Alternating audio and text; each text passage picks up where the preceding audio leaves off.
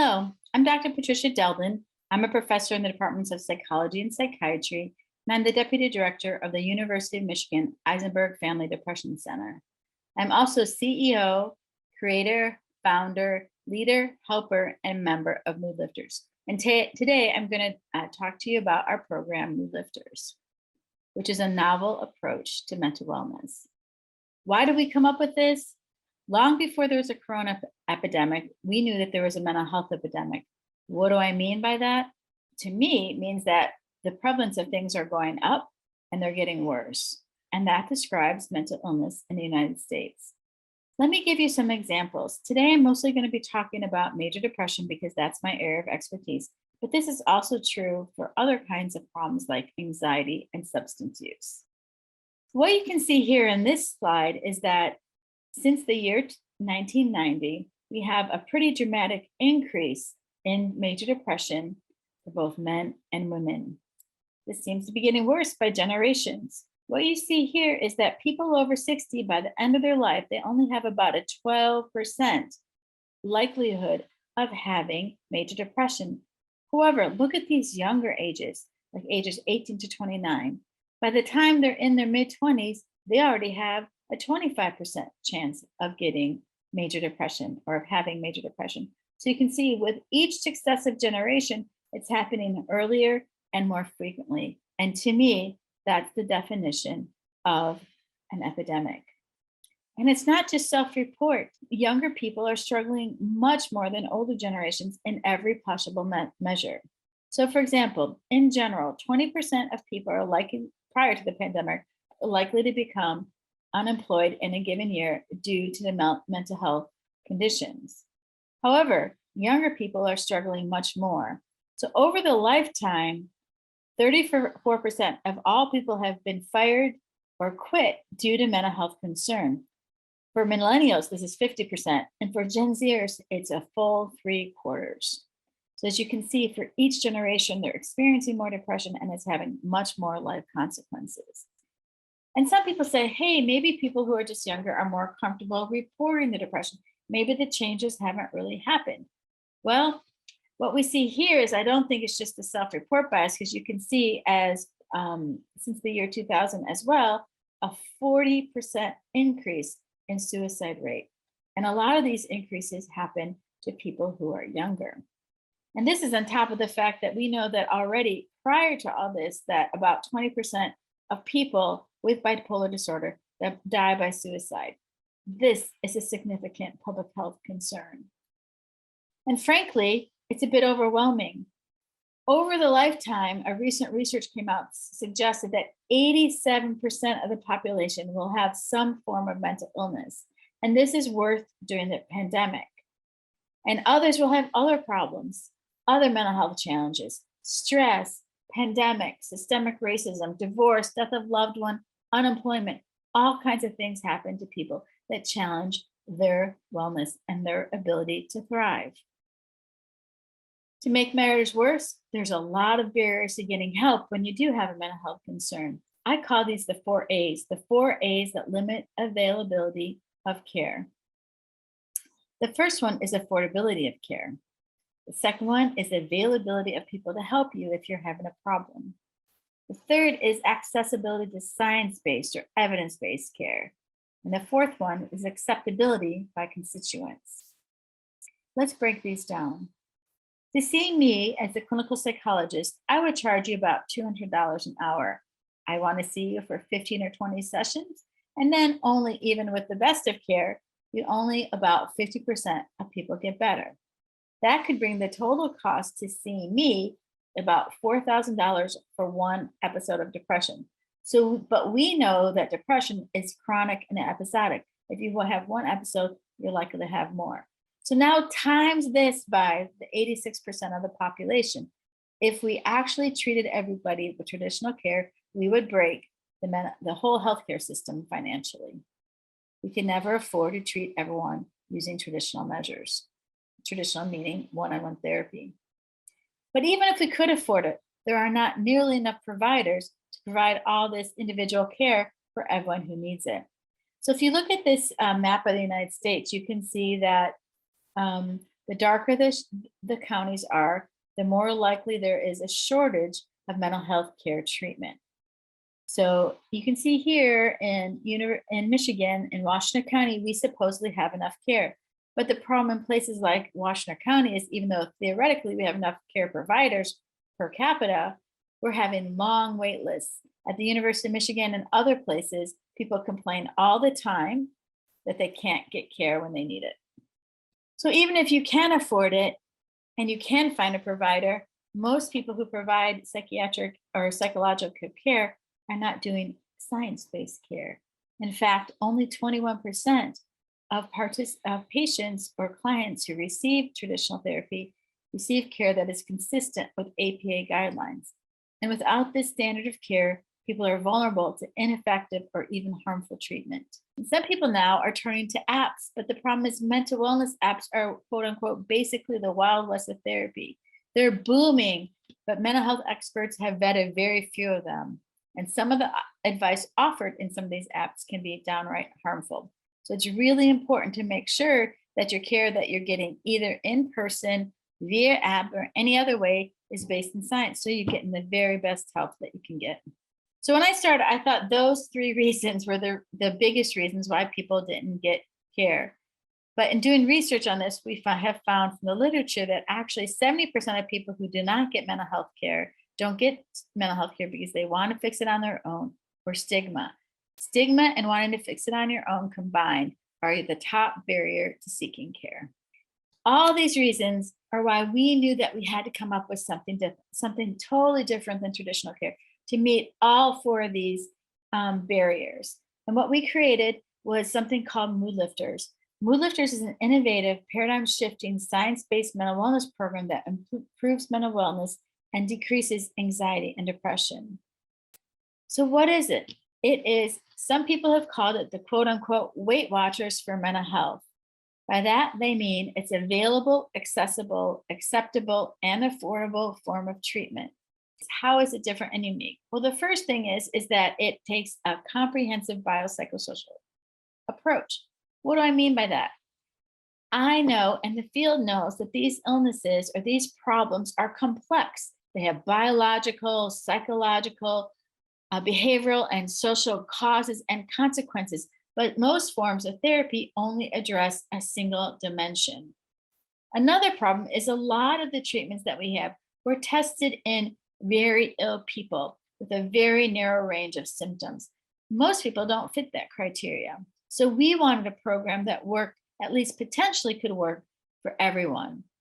The exception to this, unfortunately, right now is people who are currently psychotic or manic or have severe personality disorders. We're hoping to be able to build programs for them soon because they need the care too. Now we have our program run by peers, which helps to decrease the stigma, but also helps improve those numbers. It helps us get more people out there who are trained in order to provide high quality care. So what does it look like when you become a member of Mood Lifters? How does this actually work? Well, the first thing is you have to decide that you want to join Mood Lifters. Then you go to our website and you select a group that fits your schedule. No wait list here. Then you receive a manual either online or in person when you get to your meeting. When you get to your meeting, you check in. First, you do that online. You let us know, how you doing? How's your mood? How's your relationships? How's your sleep? How are things going?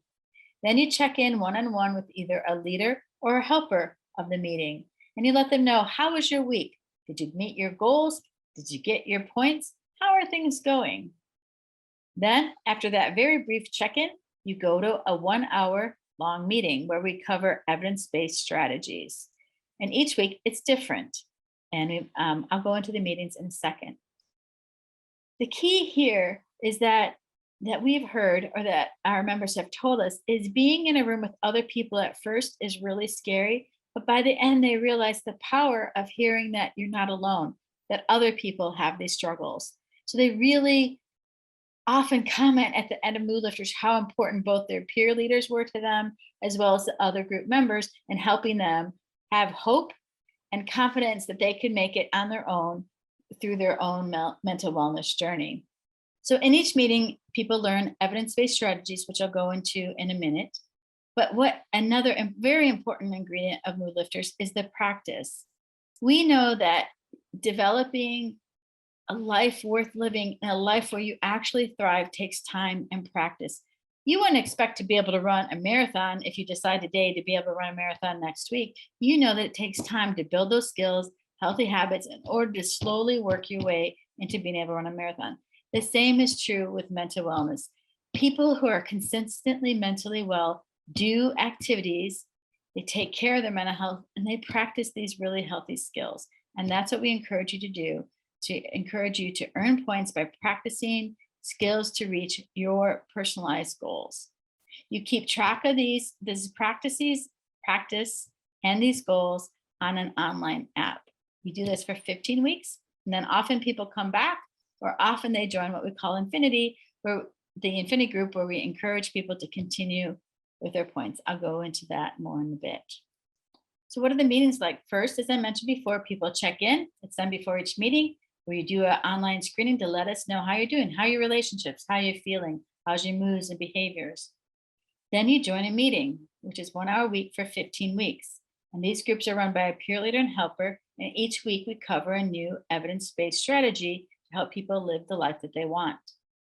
Then we encourage you to actually do practice. We help you to set weekly goals based on the weekly topic. We start where you're at, and then you gain points for meeting your goals each week. So what do we talk about the meeting? In each meeting, we talk about one of 5 different content areas: biological, cognitive, or thoughts, emotions or moods, behaviors, and social relationships. For example, we cover sleep for the bio, we cover thought challenges or changes for the cognition, we cover emotional regulation strategies for the emotion, we cover what's called behavior activation, which I'll go into more in a minute, and we cover behavior. We teach people how to make new friends or improve old relationships. We end each meeting with a goal for the week based on what was learned for that day. But the important point here is each member gets to decide their own goals, what's really meaningful to them. Let me give you an example of what might happen in a Mood Lifters meeting. So in one of the thought meetings, we'll first teach members about something called cognitive behavioral therapy. Basically, the idea is this. I want you to do a thought experiment with me, if you don't mind. I want you to, if you feel comfortable, close your eyes, and I'll show you what we might do in a meeting. So close your eyes, okay? So imagine you're sitting at home, you're in bed, the lightning is striking outside, boom, boom, thunder, lightning, the wind is roaring, and all of a sudden you hear the doorknob shake. How do you feel? Many people will answer they feel afraid. They especially will feel afraid if they've heard that there's been break-ins or robberies in their neighborhood. But what happens if you're a parent and you have a college student who's returning home from the semester? How would you feel then? You'd feel happy or relieved that they made it home safely. The storm and the doorknob did not change, but how you thought about that event depended on your thoughts. How you felt about that event depends on your thoughts of what that shaking of the doorknob means. That's cognitive behavioral therapy. Things happen, and we know that people with depression, for example, tend to have memory bias or attentional biases and think about those things in a negative light. So we teach people how to think about those in more helpful ways. Another example is called behavioral activation. In fact, we teach this the very first day. Why? Because that same theory, that cognitive behavioral theory, talks about how it's very important when people are depressed to get them to do what we call behavioral activation, which the fancy name for increasing pleasurable and meaningful activities. Why is this important? We know that people who are struggling, either depressed and sometimes anxious, as they get more anxious, they're less likely to do these meaningful things. So let me give an example. You know, I'm not feeling too well tonight. I don't think I'm going to go to that birthday party for my friend. So then everyone else is the birthday party. I'm feeling kind of bad. Like, why didn't I go? Oh my gosh, I'm depressed. I wish I weren't so depressed and I could have went and been with my friends, but you know what? It wouldn't have been worth it anyway. And so then by tomorrow, I'm thinking I'm feeling even worse because I didn't go to the party and I'd already been feeling bad. So now I'm feeling worse. And so I spiral down, down, down. Now, behavioral activation is the best antidote we have. What we do is we encourage people to do pleasurable or meaningful activities in order to undo or to uncycle that negative or upcycle that negative spiral. So we know that the more we can encourage people, despite how they feel, despite how they predict it's going to work, to increase their pleasurable and meaningful activities, the more impact it has on the depression. So I challenge you to try to do one meaningful or purely pleasurable activity every day this week, and try to do it at least for 15 minutes. How do you do this? Make a list of things that are meaningful to you. For example, maybe it's going to church or volunteering or creating a wildlife sanctuary in your yard. And make a list of things that you actually enjoy. Like for me, it's glass blowing, photography, baking, or reading. And then challenge yourself to do one of these activities every day for at least 15 minutes. Research shows that this is highly effective in helping people to feel better. So how do we know Mood Lifters works? Well, two ways. We do what we call pre and post measures. That is, we want to see if someone who's depressed becomes less depressed after they participate in Mood Lifters. That's pre-measure and post-measure. We do that at what we call baseline and between meeting 14 and 15. Why? Because we want to give people feedback on how they did in our program. So what do we measure in those questionnaires and those pre and post measures? We measure the 6 areas that we care about, the 6 areas that we're trying to change. We measure their sleep, their self-report sleep, how they're doing physically, how their relationships are, how their mood is, what are they doing, and how are they thinking about things. And again, we measure that before and after and want to see improvements after treatment. Does it work? The short answer is yes. So how do we know? We've done a lot of research around trying to make sure that this program actually works. We started out by first looking at pre-pilot data where we ran ourselves through the program, making changes as we go, because everyone who actually eventually runs the program as leader or helper has to be through the program. And we wanted to know if it worked for ourselves first. Then we did a pilot study in which we the very first time administered Mood Lifters, and that was around 2016. After we got feedback, after we ran that, we got feedback and we ran a bunch of successive meetings and listened to what people said about what they liked, what they didn't like, what worked or didn't work. One important thing we did during that pilot phase is we invited 2 peers, an engineer and a stay-at-home mom, to actually run that program to see if they could run the program as well as professionals. And the answer was they did a great job. So we were so confident in their ability to run the study, run the program. We did what's called a randomized control trial. So randomized control trial is the gold standard in our field in which we can determine whether or not our program works. In this case, what we did is we assigned people randomly to peer-led groups, professionally led groups, or wait list, and then looked at the difference between how people did in the group compared to people in the wait list. And then, since then, we launched our company in 2019, and we've now run over 1,000 people in all. And what happened? Well, the first thing is we had to know whether or not people liked it. So this is what a user says. We have thousands of examples. This is my favorite. This program has changed my life. When I started, I was clinically depressed, medicated, barely functioning in therapy. Today, I feel as though I finally have myself back. I'm no longer medicated. I've lost nearly 20 pounds. I'm dating again. I have new friends. I'm attending new groups. I'm excelling at work. This program has helped me more than any medication, therapy, or therapist, or other method I've tried, and I've tried a lot. I will forever be grateful for Mood Lifters, Annie. Now, that's great to hear what people say, but we also want to know what happens across populations. How do people do overall? Well, the first thing we look for, are there statistically significant improvements? And by that is the smaller this p-value is, in this case, it's less than 0.001, the more likely it is to be true. Now, the truth be told, when you have 1,000 people, you can have very tiny little effects that will show statistical differences. However, I wasn't interested in finding little effects. I wanted to create something that really helped people. So although it's true that we found statistically reliable differences across all the measures that we were looking at, I wanted to know is how big were the changes? Did this really help people to get better? I honestly was hoping for about 25% improvements. And that's what we found in mild to moderate people, but in people who are more moderate to severe, we found even greater effects. So what you see here in this slide is anxiety on the left, in the left 2 bar graphs, and depression in the right 2 bar graphs. The blue lines are the pre-test, the purple lines are the post-test. So this is before, the blue is before they start mood lifters, and the purple is after they end mood lifters. Now, COVID doesn't mean anxiety around COVID. It means anxiety during the COVID pandemic. And the other one is pre-COVID, means this was before the pandemic hit. Why are they separated? Because pre-COVID, we used to do our groups exclusively in person. Post-COVID, we did them online with Zoom. And we wanted to make sure that both online and in person, they work. And what do you see here? That in both cases, you see from before they start mood lifters till after they end, they have a significant reduction.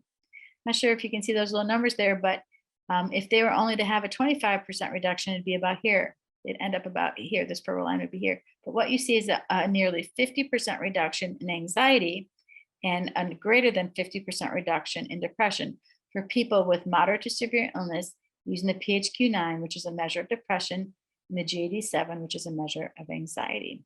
So this was really strong evidence that mood lifters help people to feel less anxiety and less depression. We also found that during COVID, that people improved their flourishing. Flourishing is a concept in which people are thriving, living the life the way they want. And that's true both during COVID and pre-COVID. Finally, we're just going to talk about during COVID. The true is also true for pre-COVID. We found significant reductions in social functioning problems, increased positive moods like joy and happiness, and decreased other kinds of moods like fear and anxiety and depression and anger. Let me show you the data in another way. It's a little bit more complicated, but let me walk you through it slowly. If you look along here, this is how depressed people are when they start. 0 to 5 is no clinically significant depression at all. 5 to 10 is mild, 10 and above is moderate to severe. So people out here are doing much worse before they start. This line here is how much they reduce or change in their depression score, that PHQ-9 score. If they were to reduce 25%, they would end up on this orange line on average.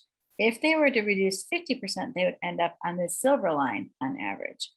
And what you see is up to the mild to moderate, on average, people are reducing the depression symptoms by 25%. If you remember, this is what I was hoping for. This would be what we call a clinically significant change. But what do we see out here? These folks out here in the moderate to severe range are hovering around this 50% change, which means that for the moderate to severe people, which you saw above, that they're having a much more significant effect. This is yet another viewpoint. Now we took people and looked at them by different kinds of categories because we wanted to be sure that mood lifters worked for everyone, not just people who traditional therapy has been tested in. And most therapies work in people who are what we call YAVIS, young, attractive, verbal, intelligent, high SES people. We wanted to make sure that mood lifters work for all kinds of people. What did we find? So if you look at this graph, the blue and the orange line are those people that were in that mild category. The gray and the yellow are the people who are in the moderate to significant categories, and that's what I want you to focus on. So what you see here is that the pre-test is in gray, the post-test is in yellow. So you see that men improve from pre to post, women improve from pre to post, young adults, middle-aged adults, older adults, high school graduate, college graduates, bachelor's degree or some college, and then bachelor's degree, graduate degree, people who are Black or people who are white, people who are Native American, Asian American. We don't have enough people in the moderate to severe range for the Hispanic range, Hispanic people. And I do want you to take with a grain of salt anyone who's not in the white category, any groups who are not in the right category, because unfortunately we don't have enough people for me to be sure that those results will hold up statistically. However, it is really good to see that those trends are in the right way. In fact, our largest effects are in people who are Black or African American. Okay, so all the outcomes I've talked about so far is for people who are adults. We also are building programs for other special populations. One special population we're looking at in particular is that younger population, because as you saw before, we're quite concerned because they're the ones who seem to be most impacted by this latest epidemic. What have we found? So we took those people and magnified those people who've been through mood lifters who are 18 to 22-year-olds. And now this is everybody. It's not just those moderate to severe people. And what we find is that more than a 50% reduction in depression and anxiety using the PHQ-9. And again, we found significant improvements across the board. We found improvements in depression, anxiety, perceived stress, social functioning, self-esteem, positive and negative affect in this age group. And for those of you who are interested in the statistics, we find that these are to be true statistically, except for flourishing. Now, this is people ages 22 to 32. And again, although the significant results aren't quite as robust, they're only 50 as opposed to 65 or 70% improvement. We see again a large significant improvement on mental health in these people aged 22 to 32. See again a reduction from pre to post in depression as well as anxiety, but we also see significant improvements across almost every measure we've taken. Now this, before that, last slide was for everyone, but here with the moderate to severe, we get again close to our 50% reductions in both depression and anxiety for ages 22 to 32. Now, it's interesting, one of my meetings, when we were checking someone out, I found that a woman walked up to me and I was very surprised when she said, I have to tell you, Dr. Deldin, I have bipolar disorder. And in this program, I have been more stable since my diagnosis was first made 20 some years ago. So I was curious about this because when I first created Mood Lifters, I thought it'd be mainly for people who were mild to moderately ill. But as you can see from the previous results, our results work best for moderate to severe folks. So I decided, since we took all comers, but we also asked people what diagnosis that they had been given in the past. And we looked at those people who had been given a diagnosis of bipolar disorder. And like the participant who came up to me and talked to me about her personal experience, we looked at the data. Is this the case that people with bipolar disorder also improve from Mood Lifters? And these are the measures in which they seem to really make a big difference. So in the moderate to severe groups, you see that flourishing goes up in people with bipolar disorder and also positive emotions.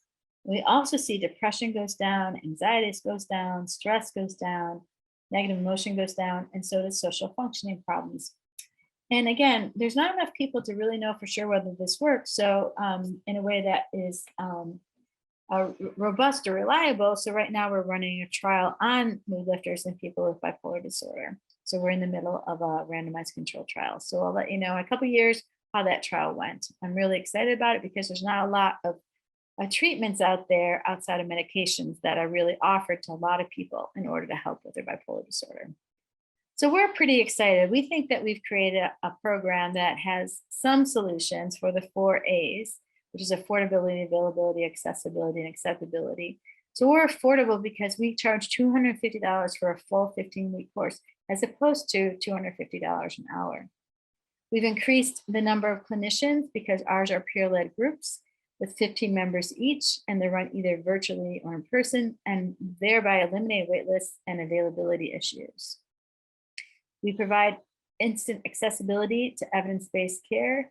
We only do evidence-based strategies, and we've looked and measured and made sure through studies that this actually helps people on average. We can't promise that it helps everybody, but we know that helps people on average. And then acceptability.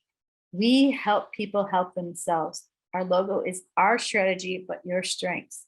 So people, really the ownership and the empowerment comes from within. We know that changes in the long term aren't going to be the result of me as a therapist. It's going to be of the individual doing the hard work, slugging it out, working hard to make their life the very best that they can. And the groups meet in neutral territory. We meet in university buildings, YMCAs, schools, offices, led by peers who've been there. They're diverse, culturally sensitive, and empathetic because they've been there. They've been through the program. They know the struggles. They know how hard it is to change, but yet they did it. They were able to succeed and thrive in Mood Lifters. Our approach is unique because it addresses all these barriers with one solution. All other solutions that we have seen solve only 1 or 2 barriers at a time. For one, we're low cost. We're both built on science and testing our product to make sure, or program to make sure that we know it works. It's peer support and peer-led.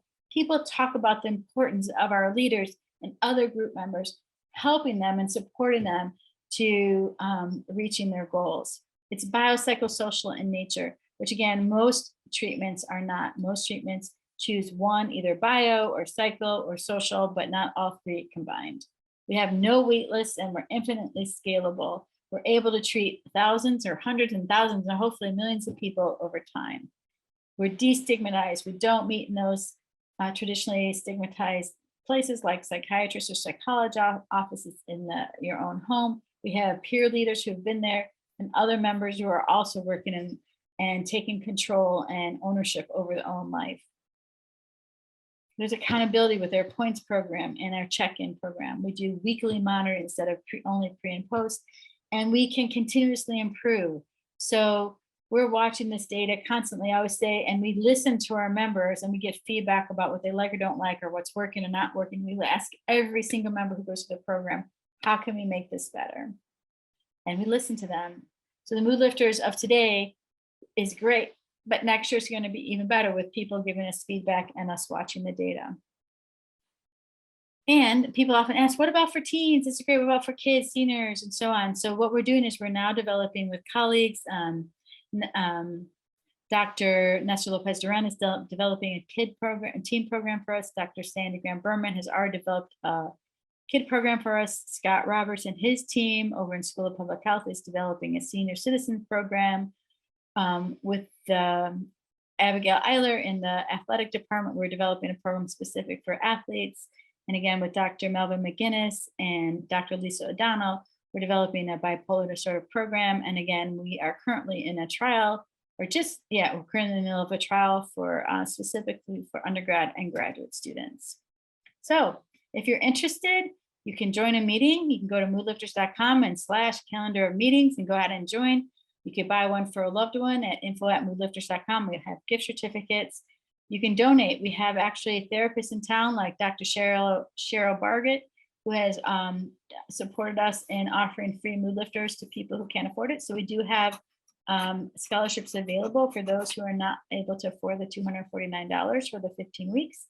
Or we bring them to organizations. For example, we've worked with YMCA's, Beaumont Hospital, U of M Hospital, and so forth in bringing mood lifters to their organization. All right, with that, I want to thank you for your attention, and I hope that you enjoyed this talk.